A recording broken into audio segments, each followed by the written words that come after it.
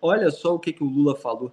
E eu faço até um parênteses antes de contar, porque cada postura dessa do Lula de alinhamento com ditadores de outros países faz com que uma parte da chamada imprensa, né, eu chamo de profissionais de comunicação em geral de TV e rádio, fique torcendo para que o Lula fale alguma coisinha que seja uma manifestação de preocupação, como o Itamaraty fez, que a imprensa já chamou de crítica, não foi crítica, a manifestação de preocupação. Mas se o Lula falar alguma coisinha, eles já estão prontos para exaltar o Lula.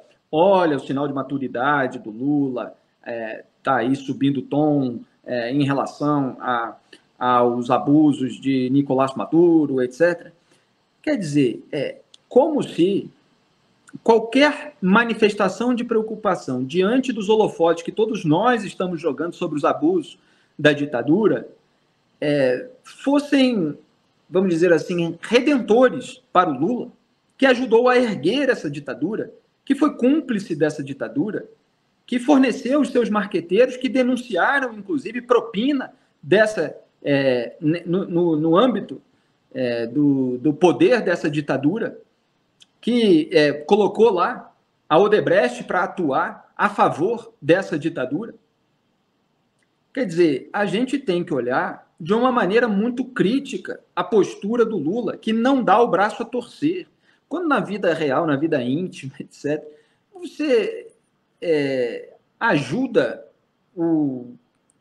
alguma coisa muito errada, muito maligna, né, de acontecer, e você, durante muito tempo, mesmo depois de que aquilo tudo tenha sido exposto, você estava lá ajudando a acobertar todos os abusos, todos os crimes, você tem que mostrar o arrependimento. Você tem que dar o braço a torcer, você tem que falar, olha, realmente, eu errei durante todos esses anos, eu acreditei nisso, eu fiz isso. O Lula nunca vai fazer isso. Então, assim, ele sobe um mínimozinho de tom que é para não ter o desgaste da popularidade aqui no Brasil. Ele está preocupado com o próprio umbigo. Porque se ninguém estivesse olhando para os abusos da ditadura na Venezuela, ele não teria que falar nada, mas ele está sendo cada vez mais cobrado, porque tem oposição, porque a eleição foi polarizada, porque tem uma parcela muito grande da sociedade que está ligada. E ele teve um desgaste recente nas pesquisas em razão de posturas internacionais. Muito bem, então ele disse o seguinte, ele classificou como grave o fato de Corina Yoris ter sido impedida de registrar candidatura às eleições presidenciais na Venezuela. Corina integra um grupo de oposição a Nicolás Maduro, com quem o Lula, presidente do Brasil, tem afinidade. A Corina Yoris é a candidata indicada pela Maria Corina Machado, que foi impedida de concorrer nas eleições, sendo a opositora mais qualificada e bem situada nas pesquisas, pela ditadura Nicolás Maduro, e o Lula ficou calado. Quer dizer, ele já está atrasado aí para fazer qualquer tipo de ressalva em relação à substituta. Em relação à principal, ele não fez, ele se disse desinformado, falou, não soube ainda e tal, deixou para depois. Então vamos ver o que ele disse agora. Tá? Então, eu disse ao Maduro, garanta que seja mais democrática, porque é importante para a Venezuela voltar, sabe, ao mundo, sabe, com normalidade.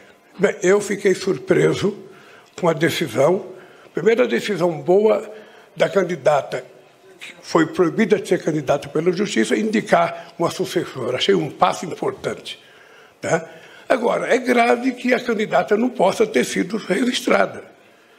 Ela não foi proibida pela Justiça. Me parece que ela se dirigiu até o lugar e tentou usar o computador local e não conseguiu entrar. Então, foi uma coisa que causou prejuízo a uma candidata, que, por coincidência, leva o mesmo nome da candidata que tinha sido proibida de ser candidata. Eu, sinceramente, eu não sei se aqui no Brasil, se eu tivesse um Lula para indicar no meu lugar e não o Haddad, se a gente tinha ganho. Mas o dado concreto é que não tem explicação. Não tem explicação jurídica, política, você proibir um adversário de ser candidato. Nossa, é um festival de cinismo, mas tão grande. Greve, você se lembra, porque você até enfatizou, quando eu comentei o trecho da nota do Itamaraty, que falava sobre a candidata substituta não ser alvo de decisões judiciais. Quer dizer, a nota legitimando o impedimento da Maria Corina Machado, como se ela tivesse cometido um crime, como se ela tivesse uma relação imobiliária com empreiteiras do Petrolão, e fosse ok, porque é a decisão da justiça do país. Não, é a decisão da ditadura que controla o poder judiciário e que impediu a Maria Corina sob pretexto completamente falsificado. E aí o Lula fala assim, não, que bom que ela indicou uma substituta. Como é que ele fala assim? Achei isso muito bom, etc. Ele dá ali usa uma expressão muito específica, achando aquilo maravilhoso. E aí faz depois uma comparação com toda a sua vaidade, com toda a sua egolatria, com o impedimento pelo qual ele passou aqui no Brasil em 2018, quando, na verdade, a lei foi cumprida no Brasil. Ele estava condenado por corrupção e lavagem de dinheiro em primeira instância e em segunda instância. E existia a lei da ficha limpa, que impedia o registro de candidatura de condenados em segunda instância, portanto, o Tribunal Superior Eleitoral não aceitava o registro da candidatura do Lula, que estava preso, porque, inclusive, existia jurisprudência no STF que autorizava a prisão. Então, ele compara duas coisas completamente diferentes, para se prosar, evidentemente, vítima de uma injustiça, etc. E lá tenta legitimar o que a justiça, entre aspas, fez. Enfim, não consegue, no entanto, depois de 20 anos de pano para os abusos da ditadura Venezuela, passar pano para o golpe virtual do Maduro, como eu defini aqui, foi corte no nosso canal de YouTube. Por quê? É ridículo, é patético, nem o Lula consegue defender que uma opositora não consiga se inscrever no site que o governo estabeleceu para que houvesse o registro da candidatura. Ora, se tem uma indicada, se tem um site para registrar, se ela não consegue se registrar, obviamente tem alguma coisa errada. Até o Lula consegue apontar isso porque está ridículo para o mundo inteiro. Graeb. O Lula, evidentemente, caiu do cavalo, né? Ele tinha o discurso prontinho, que era esse. Ele ia fazer um elogio de si próprio e dizer, olha só, a gente não pode criticar o regime que bloqueou a candidatura da Maria Corina Machado, porque o regime permitiu que a substituta participasse das eleições, a Corina Iori. Assim como aconteceu no Brasil. Ele já estava em cima desse cavalinho, né? Já tinha esse discurso todo bonitinho para fazer parada, defender a si próprio e, ao mesmo tempo, defender a lisura de todas as ações do Maduro. E daí o Maduro vai lá e faz o que não pode ser, de maneira nenhuma, qualificado como uma surpresa. Como assim eu fiquei surpreso, diz o Lula? O Maduro vinha dando sinais há semanas de que essa seria a decisão, de que esse seria o caminho que o regime dele ia tomar. A saber, escolher os candidatos com quem eu vou disputar. Aqueles que me deixem tranquilo em relação à minha vitória. Olha, o Lula dizer que ficou surpreso é de uma cara de pau.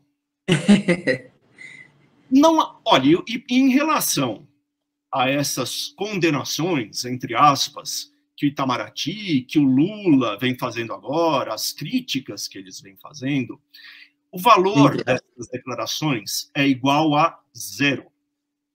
Zero. O governo brasileiro era o único governo, me arrisco a dizer, no mundo, com força política e, inclusive, força econômica para induzir, vamos usar uma palavra leve, vai, ao invés de forçar, para induzir o Maduro a fazer eleições limpas. Só que isso tinha que ter sido feito antes, porque agora o leite está derramado, não adianta mais. Tinha que ter sido feito antes. e eles deixaram o Maduro atuar livremente e fazer do jeito que lhe desse na telha.